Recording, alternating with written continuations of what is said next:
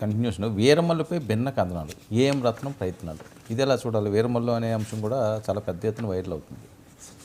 అదే కదా వైరల్. ఇప్పుడు మొత్తం హరిహర వీరమల్లు వీర విహారం లాగా ప్రీ పబ్లిసిటీ ఇదంతా చాలా ఎక్కువగా ఉన్నటువంటి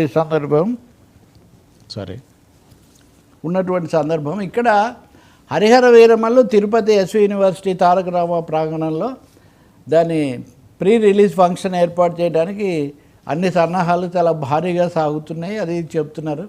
ఏఎం రత్నం కూడా నిర్మాత, పవన్కు బాగా బూస్ట్ ఇచ్చిన నిర్మాత రత్నం. ఆ విధ పవన్ రత్నంగా చేసిన ఒక నిర్మాత. ఆయన అన్ని చోట్లకి తిరిగి దీన్ని ప్రమోట్ చేస్తున్నారు. కానీ రిలీజ్ ఇవన్నీ ఇంత దగ్గరకు వచ్చినా కానీ ప్రమోషన్ యాక్టివిటీస్ అంత చురుగ్గా జరగట్లేదు. నిజానికి ఈ పాటికి ప్రతి చోట మాట్లాడుతూ ఉంటారు కదా.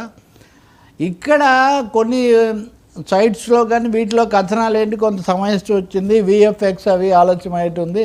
అందుకని అనధికారికంగా ఈ తేదీ ఉంటుందా లేదా ఇప్పటికే 3-4 సార్లు వాయిదా పడింది.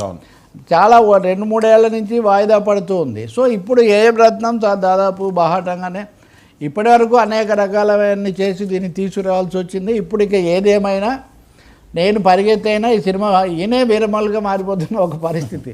దీన్ని నేను విడుదల చేస్తానని గట్టిగా చెప్తున్నాడు అంటున్నారు. రెండో వైపున వేరే అప్డేట్స్ అవి పెద్దగా రావట్లేదు, ఒకరిద్దరు మాట్లాడినవి తప్పితే. అందుకనే వీరమల్లు కథ ఎలా ఉంటుంది ఏంటి అదే ఒక చర్చ ఒకవైపున సాగుతూనే ఉంది. కానీ అయితే టీజర్లు విడుదలయ్యాయండి.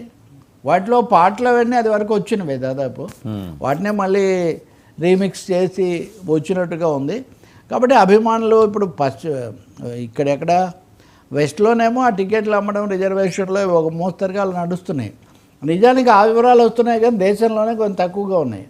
పవన్ కూడా దీనికి సమయం అంతగా ఇవ్వలేకపోతున్నారేమో ఈ రాజకీయాల మధ్య. కానీ వీరమల్లు మీద మనం అన్నీ మాట్లాడటం అనవసరం, ఎందుకంటే సినిమా వచ్చి దాంతో ముడిపడిన వాళ్ళకు అన్నీ జరగాలి కాబట్టి. కానీ చాలా బూస్టింగ్గా సాగుతున్నది అది తక్కువగా ఉంది ప్రచారం అనండి దాని మీద. కానివ్వండి రాజకీయ వివాదం కూడా తక్కువగానే ఉంది. ఇప్పుడు ఉదాహరణకు పలానా కథ ఇలా ఉంటుంది. ఇప్పుడు అదే మీరు చూస్తే కమల్ హాసన్ థగ్ లైఫ్ అనేది ఆయన నిన్న కూడా మనం మాట్లాడాం. థగ్ లైఫ్ గురించి కమల్ హాసన్ గురించి ఎక్కువ మాట్లాడుతున్న పరిస్థితి వాస్తవంగా. అది మల్టీలింగ్వల్ ఫిల్మ్ అయినా కానీ మరి ఎందుకు జరుగుతుందో నాకు తెలీదు. ఇలా చేయకపోవడానికి కూడా కారణం అదేనేమో. ఎందుకని అంత ఎక్కువ హడావుడి లేకపోవడానికి కూడా కొంచెం ఏమైనా సందేహాలు కారణమా అని కూడా సందేహాలు వ్యక్తం చేస్తున్నారు. నా ఉద్దేశంలో ఎవరన్నా పవన్ తరఫున ఒక అధికార సినీ ప్రతినిధి, ఎందుకంటే ఆయన దగ్గర 2 వింగ్స్ ఉండేవి. ఇప్పుడు కాదు, ఆయన 2019 తర్వాత రాజకీయాలకు కొంచెం సినిమాలకు దూరంగా ఉన్న టైంలో కూడా ఆయన సినిమా ట్రాక్ అలాగే మెయింటైన్ చేస్తూ వచ్చారు. కాబట్టి ఆ సినిమా చూసేవాళ్ళు ఎవరో ఈ సందేహాలు నివృత్తి చేస్తే చాలా బాగుంటుంది. రిజర్వేషన్లు చేసుకునే వాళ్ళు తొందరగా చేసుకుంటారు, ఆ లెక్కలన్నీ కూడా బయటికి వస్తాయి. వేగం పుంజుకోవాల్సిన అవసరం మటుకు ఉంది అంటున్నారు.